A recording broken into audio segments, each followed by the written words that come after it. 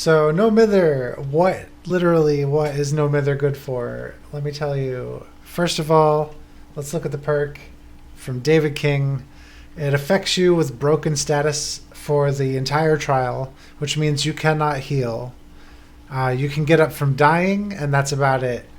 In exchange for this huge detriment, you don't leave pools of blood. Your suffering is half as loud, and you have the ability to fully recover from the dying state on your own every single time. It's pretty powerful, but also extremely risky and kind of difficult to work with if you don't have a plan. But on the plus side, this perk can combo with a whole bunch of perks that give you a combination of stealth and fighting ability in your matches.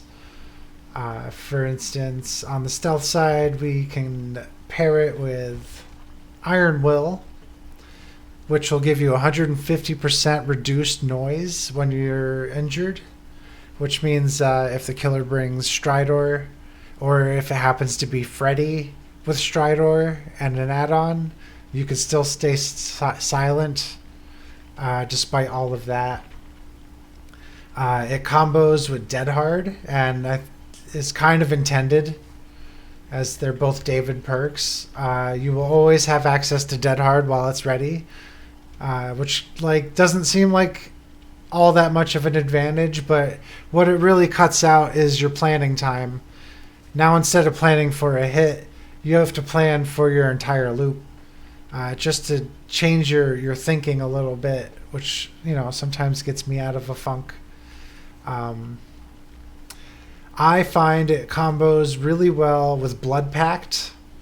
Blood Pact makes it an obsession, and it reduces your chance to be the obsession. And whenever the obsession or you become injured, the perk reveals your auras to each other. And then when you complete a healing action on the obsession, or the obsession completes a healing action on you, you both get a 7% haste effect for as long as you stay within 16 meters. It's pretty significant. What this allows you to do is that while you have no Mither on, you can always see the obsession 100% of the time.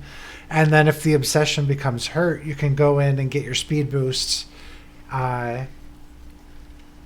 Another combo and a classic, a lot of people run this, is No Mither and Resilience. Resilience increases your action speed for many important actions.